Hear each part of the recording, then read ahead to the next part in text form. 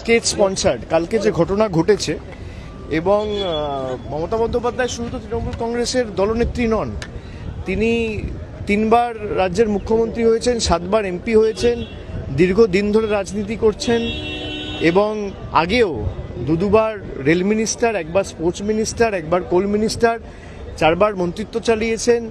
এত দিন ধরে তার রাজনৈতিক কেরিয়ার, এবং তিনি জনপ্রতিনিধি, 15 বছরের চিফ মিনিস্টার। মানে উদ্দেশ্য প্রণোদিতভাবে, পুরোটা পূর্ব পরিকল্পিতভাবে যেভাবে বিজেপির গুন্ডারা, আর যাদেরকে মানে ফুটেজে দেখা গেছে, তারা তো কেউ পৃথক কোনো সাপোর্টার বা কর্মী নয়, তাদেরকে এমএলএর সাথে দেখা গেছে, তাদেরকে বিজেপির প্রার্থীর প্রচারে দেখা গেছে, বিজেপির বড় বড় সব নেতাদের সাথে তাদের ছবি রয়েছে, আমার কাছে ছবি আছে, আমি দেখাতে পারি আপনাদের। পুরোটাই স্টেট স্পন্সার্ড। এরা চায় না বিরোধী রাজনৈতিক দল থাকুক, বিরোধী রাজনৈতিক দলের নেতারা বেঁচে থাকুক, প্রাণে মারতে চায়। গতকালের যে ঘটনা এটা আবার প্রমাণ করছে। আপনারা দেখেছেন, আমি যেদিনকে এয়ারপোর্টে গেছিলাম, এখানে স্পিকারের সাথে দেখা করতে এসেছিলাম, সেদিনকে রাত্রে কলকাতায় ফিরে যাওয়ার সময়, খুব সম্ভবত 19শে জুন, এয়ারপোর্টে বন্দুক হাতে দেখা গেছে বিজেপির এক দুষ্কৃতীকে। এখনও পুলিশ তাকে অ্যারেস্ট করেনি। তার সাথে শুভেন্দু অধিকারীর ছবি রয়েছে, যিনি বর্তমানে এখন বাংলার মুখ্যমন্ত্রী। যিনি বন্দুক হাতে এয়ারপোর্ট গেছিলেন, তাকে পুলিশ এখনো পর্যন্ত গ্রেফতার করেনি। তার কারণ, তাকে মদত দিয়েছে বাংলার মুখ্যমন্ত্রী শুভেন্দু অধিকারী। গতকালের যে ঘটনা ঘটেছে পুরোপুরি স্টেট স্পন্সার্ড, এবং রাজ্য সরকারের সম্পূর্ণ মদত এই ঘটনার পিছনে না থাকলে কারো সাহস হয় না।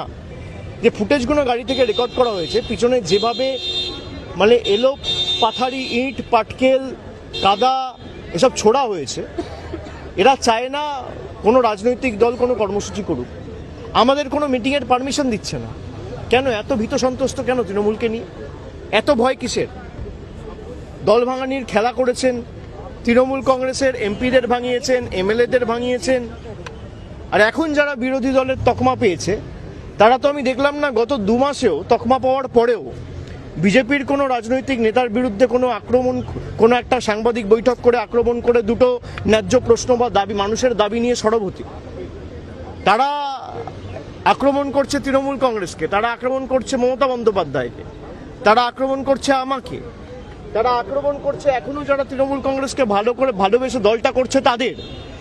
এই বিজেপি আর বিজেপির বি টিম মিলে বাংলাটাকে শেষ করেছে। আমার বিশ্বাস যে বাংলার মানুষ 3 মাসে এরা যা দেখিয়েছে, বাংলার মানুষ এদের ক্ষমা করবে না। অন্নপূর্ণার ভাণ্ডার নিয়ে প্রতিশ্রুতি দেওয়া সরকার ক্ষমতায় আসার পর অন্নপূর্ণা ভাণ্ডারের পর বুলডোজার চালিয়েছে। চারিদিকে ভয়, সন্ত্রাস, ভেঙে দাও, গুড়িয়ে দাও, জ্বালিয়ে দাও, কাটিয়ে দাও, গুড়িয়ে দাও, এই রাজনীতি, ভয়ের রাজনীতি।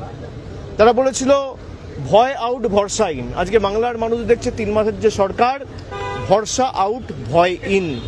মানুষকে দেওয়া যত প্রতিশ্রুতি সব বন্ধ, সব একটাও পূরণ করেনি। কোনো প্রতিশ্রুতি এখনো পর্যন্ত পূরণ হয়নি। বলেছিল যুবশক্তি টাকা দেবো 1500 টাকা করে, 3000 টাকা করে, দিতে পারেননি। আমাদের সরকার দিয়েছিল বলার সঙ্গে সঙ্গে 1 মাসের মধ্যে। গত 5 বছরে আপনি একটা মহিলা দেখাতে পারবেন না বাংলায় যে বলতে পারবে যে লক্ষ্মীর ভাণ্ডারের যোগ্য প্রাপক হয়ে তিনি টাকা পাননি।